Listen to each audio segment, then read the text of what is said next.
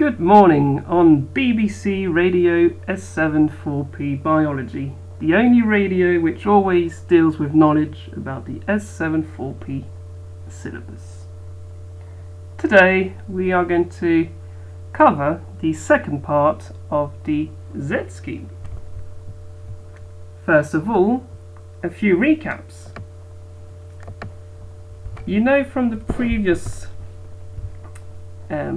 video that photosynthesis can be summed up into two reactions which are coupled: the oxidation of water and the reduction of carbon dioxide. However, this transfer of electrons can't be done directly. It seems that from these two equations we have the following steps which happen. Electrons and protons going from water towards CO2, but we'll see that there are intermediate steps. As a reminder, in the process water is oxidized into dioxygen and CO2 is reduced into CH2O and H2O. Moving on. One of the main intermediates is a molecule called NADP. You now know that NADP will be an intermediate, so first thing, electrons and protons are given by water and will be received by NADP. In the process, oxygen will be produced. NADP will then be reduced into NADPH2. NADPH2 will then transfer electrons towards CO2, and in the process NADPH2 will re-become NADP and CO2 will be reduced into glucose and water. This is a first intermediate, and what we focused on last time and we're going to continue focusing on is this first part from water to NADP. I'm just going to take my pen software to make some notes on the PowerPoint. Well, we need to refocus the set. We are within thylakoids. We are dealing with the Z scheme. We've got two main questions, which are: how does photolysis occur? So photolysis being the splitting of water into dioxygen, protons and electrons. So we'll see exactly how that occurs. Second question: how are the electrons transferred through photosystems and the different proteins which will transfer electrons all the way to NADP to form NADPH2. I believe last time I was imprecise and I said NADPH2 here, so to be really precise, it's NADP which takes the electrons and it will become NADPH2.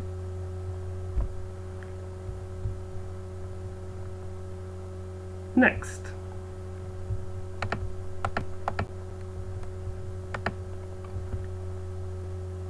physicists and chemists have established that different couples have different reduction potentials, and by knowing the different reduction potentials for different couples, physicists are able to say, well, this reaction is possible, is spontaneously possible, and this one isn't. Last time we covered this simple diagram, and we can see that electrons are transferred from the redox couple with the higher redox potential towards the couple with the lower redox potential. Bear in mind this is just for your general knowledge and just for you to understand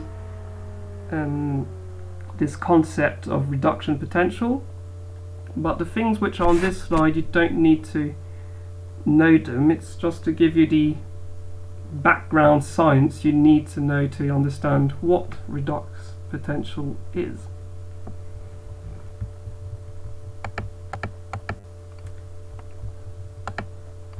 To put it in a nutshell, this reaction here is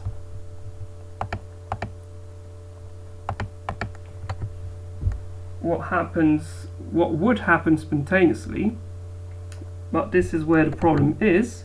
Inside the chloroplasts, in the thylakoids, it's the opposite reaction which occurs. So we need to explain how come this reaction here becomes possible where normally it shouldn't.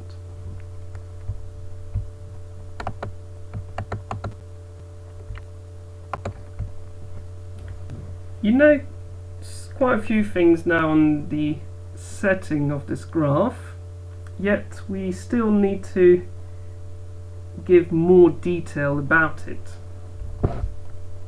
Let's start with what you know so far.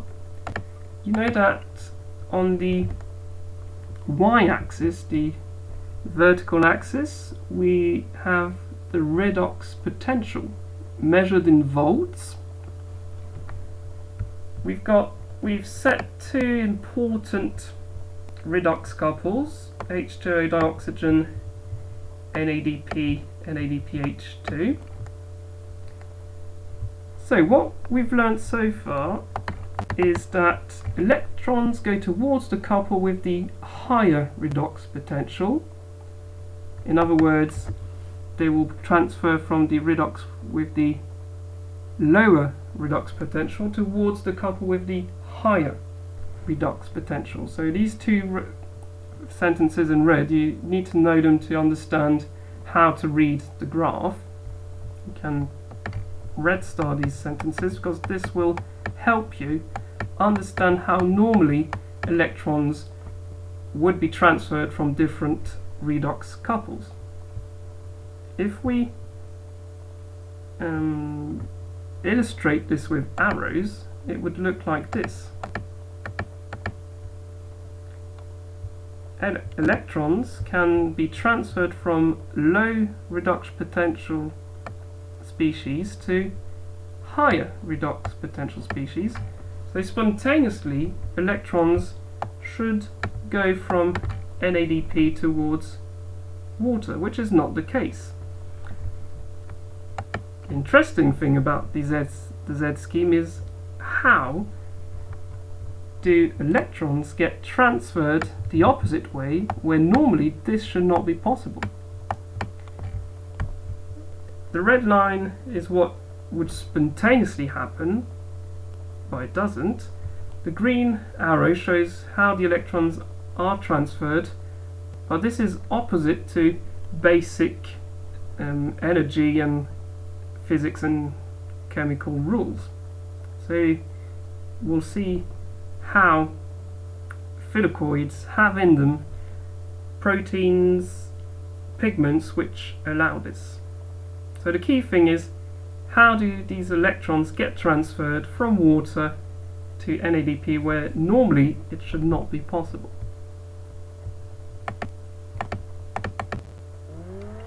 This is what the whole Z scheme looks like. We will break it down into different parts just to make sure that you have the knowledge brick by brick.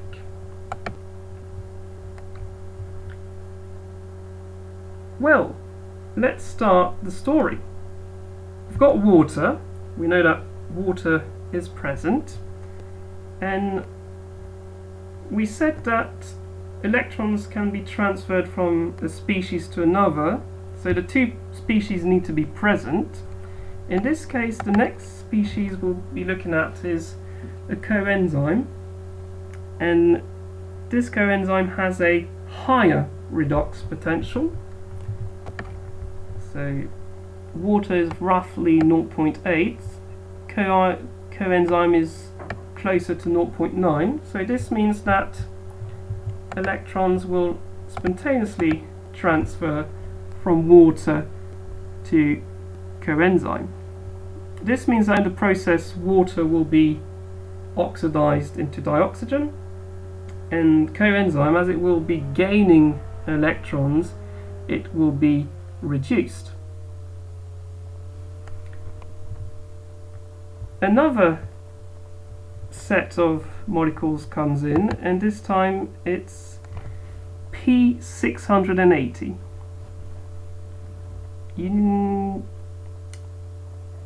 To sum it up, P680 represents a reaction center. In this case it's two chlorophyll A's which have a maximum absorption of 680 nanometers. This is what this P680 means.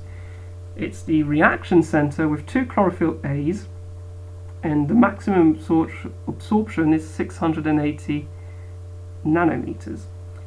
This reaction center has a higher redox potential, closer to 1. Therefore, electrons will be transferred from coenzyme to this reaction center. In the process, the coenzyme will this time be oxidized, losing its electrons, and the chlorophyll A, the two chlorophyll A present in this reaction center, will be reduced. You also know that in what we call the photosystem, so the two parts of the photosystem are the antenna with all the pigments and the reaction center, in this case two chlorophylls. The question is, how does the working together of the antenna and the reaction complex allow the transfer of these electrons towards NADP? Because for the time being we still have the same problem. A much higher redox potential couple would not be able to transfer these electrons to NADP, so we still have this problem that has to be solved. To explain this, we are going to need to go into the detail of how a photosystem works, and this is the next slide. Here we go.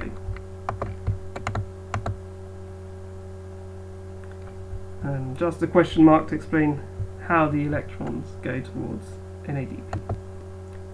Brief recap, you know that an atom has protons in the center, neutrons and electrons which are orbiting around the nucleus.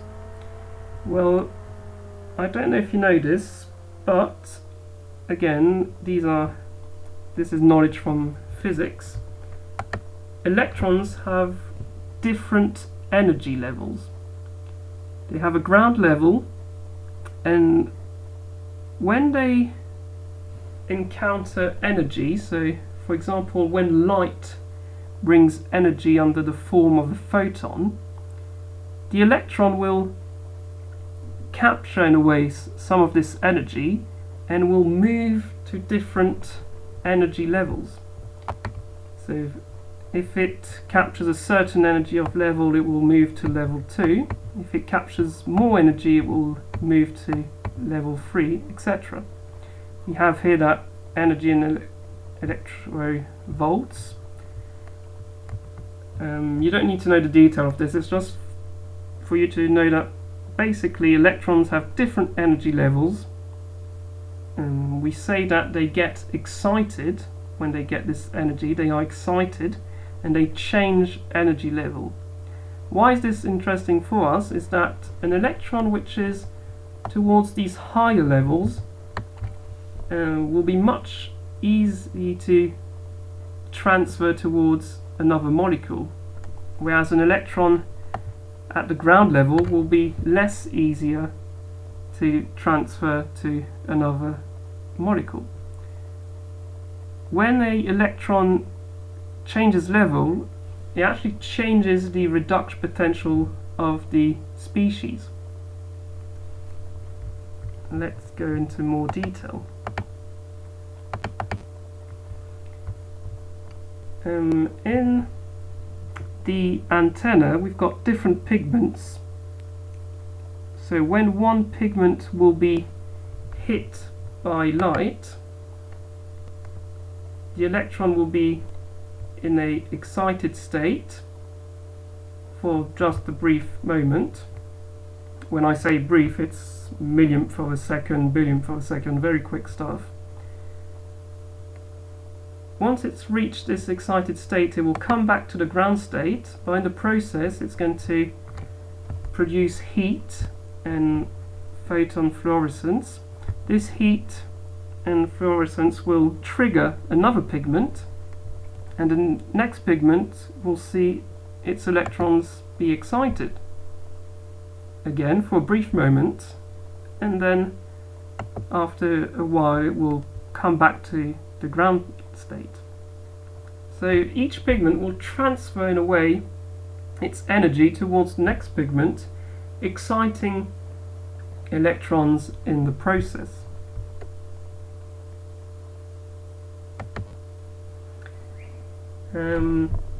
I like to see the photosystem a little bit like a nightclub where they're all dancing with energy, and I've got a little piece of music to illustrate this. So I always, nope, that's for the end. So I always have the feeling that when you enter the photosystem and the antenna, it would look like something like this.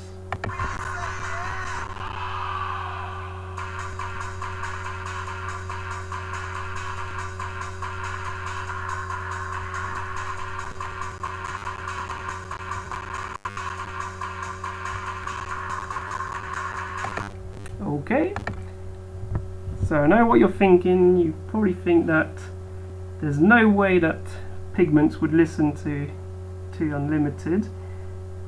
Maybe think it's out of fashion and ridiculous, but I can assure you that very serious scientists have come to the conclusion that this music is really cool and awesome. So I'm pretty sure that pigments in their nightclub listen to this music.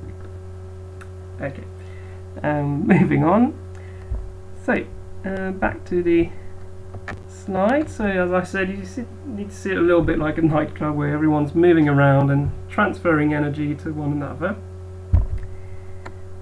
So it could look like this.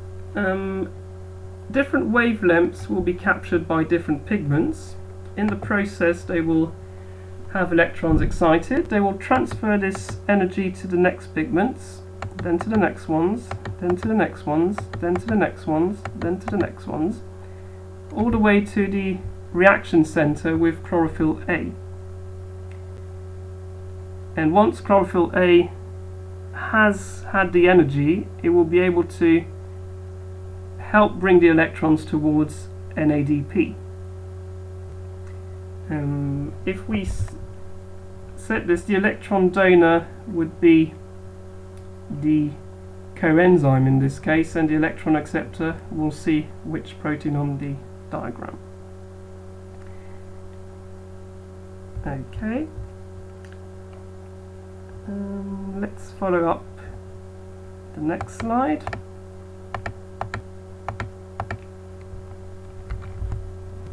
Okay, you now know that thanks to light, electrons will change their energy level and they can be more easily transferred.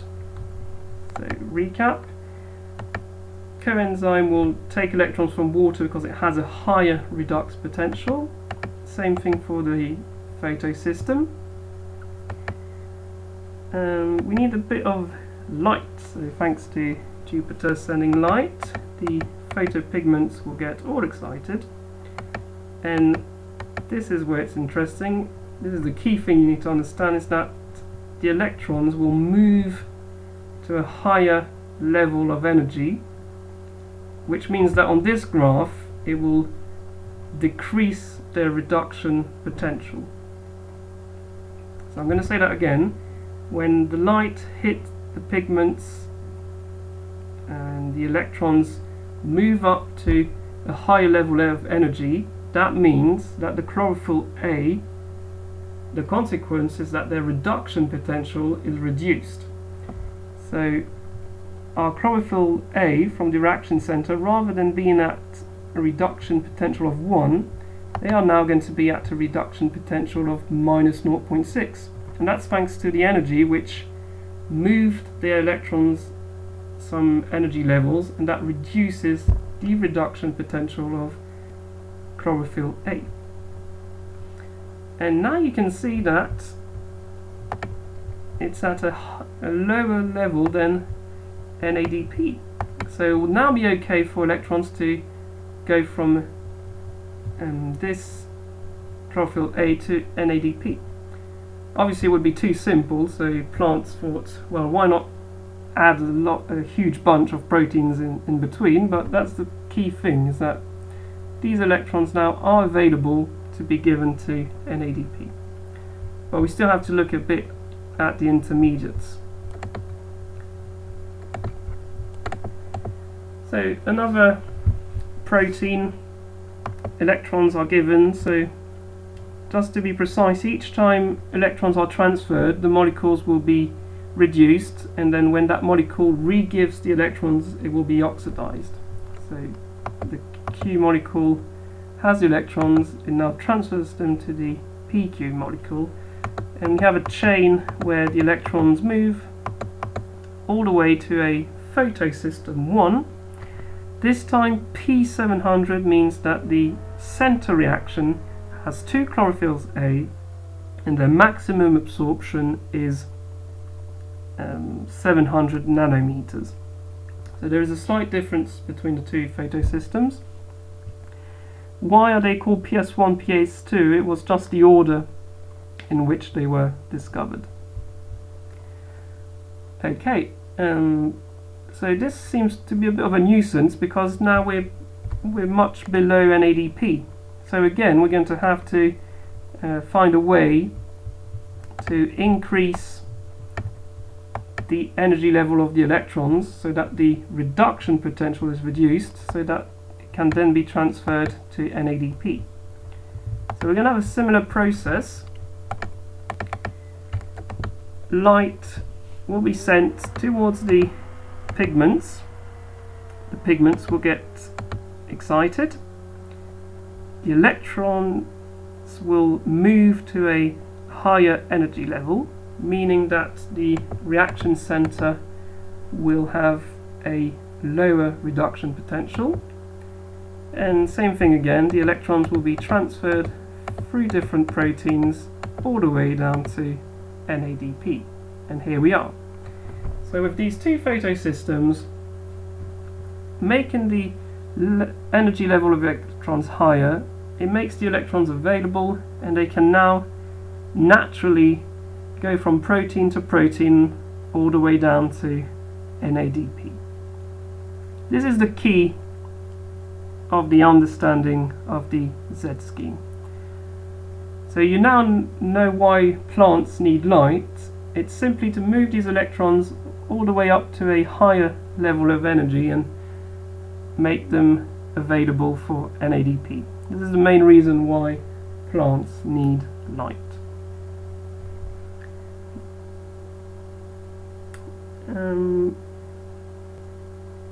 Yet we've done quite a lot of studying. We still have a few things to do. Let's move on. In your booklet you can find the next point, photophosphorylation, and we'll see that there is a cyclic version and a non-cyclic version. This is a other way of representing the photosystems and some of the proteins which are present in this Z scheme. So photophosphorylation is the whole thing.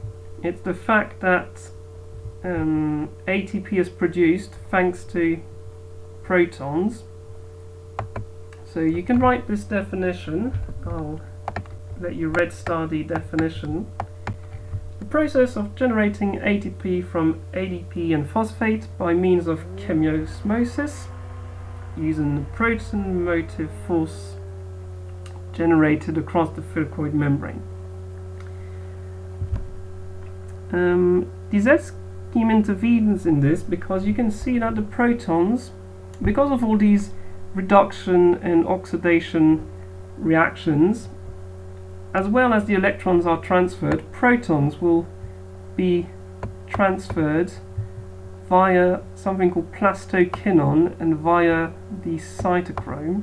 This is how protons enter the thylakoid, the inside of the thylakoid, and you know that these protons are important because they create a gradient which will then allow these protons to go through the ATP synthase and produce ATP.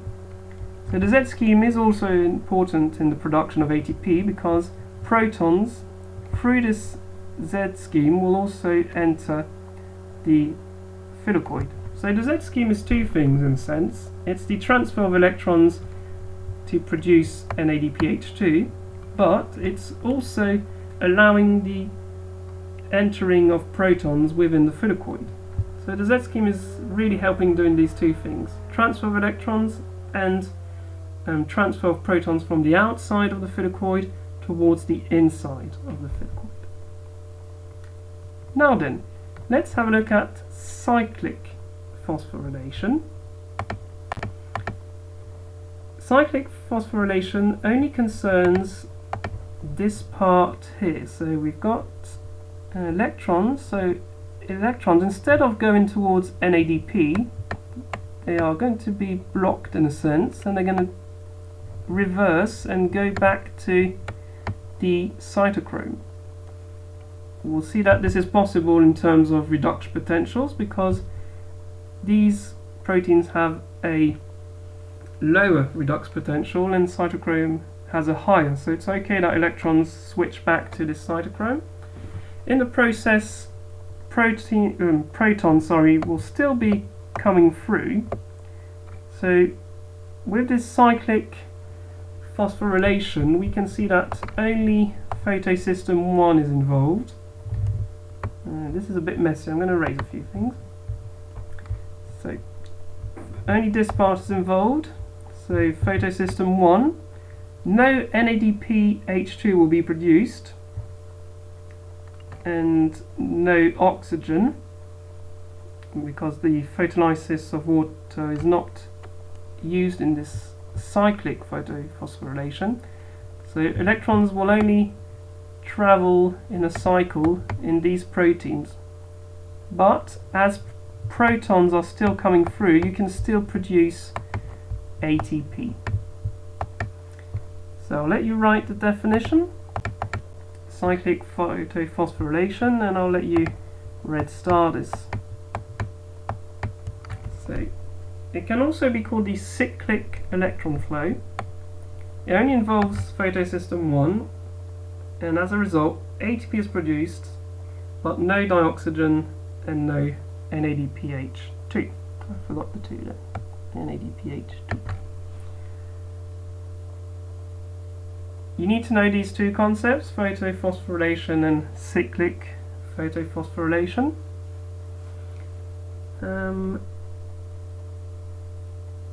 Alright, let's recap these two definitions on another diagram for you just to really understand what's happening. I made a choice to use more complex diagrams because I believe they help you more see where all these proteins and molecules are. However, your syllabus states that you need to understand how the Eurobio documents work. So this is the next slide. This is from your syllabus. You need to be able to interpret the Eurobio diagrams. The problem is I found that some of the Eurobio diagrams don't give you enough detail of how things are set. So this is why I wanted you to have a global picture to really now understand these simplified versions of the EuroBio documents. This is one of the EuroBio documents you need to know. So it's basically the Z-scheme. So we've got two diagrams. You can recognize quite a few things: photosystem 2, photosystem 1, water, dioxygen, photosystem 1. So we'll separate the two things. We've got one part which concerns photophosphorylation, so this block here, and the block on the right concerns cyclic photophosphorylation. A few things we can add just for you to link with the previous diagram. T4 is one of the proteins in the chain. It's called ferredoxin. The T2 is cytochrome complex, and T3 is plastocyanin. So first one, it's simply a simplified version of what we've said. So thanks to light, the photosystem will be able to bring electrons to a higher level of energy, and then they will go through the different proteins back to the photosystem. Again, light will bring electrons to a higher level of energy, and at the end they bring them down to NADP, which will be transformed into NADPH2. On the right, we've got what we've just seen, cyclic photophosphorylation. This time electrons, instead of going towards NADP, they go straight back to the cytochrome complex, T2. We know that T2 allows protons to come in, and these protons will help create ATP. This is the meaning of this arrow here. These protons will help create ATP when they go through the ATP synthase. So here we are. You now should normally understand this photosystem and Z-scheme organization. For the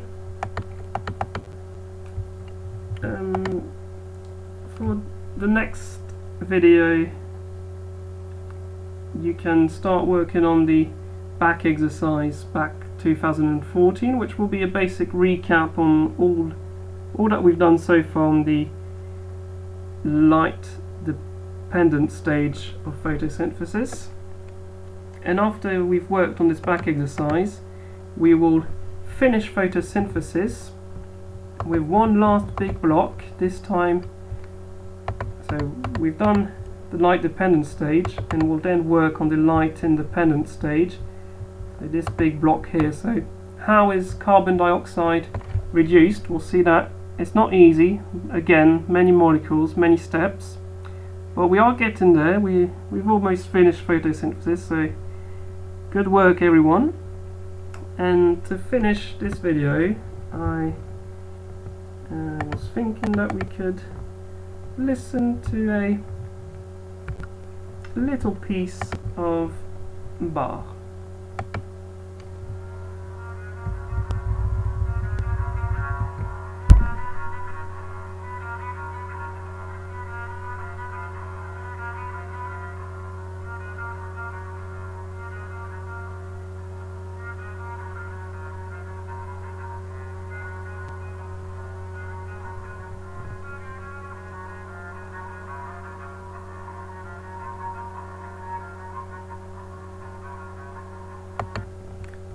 That will be all for today, so thank you for listening and watching.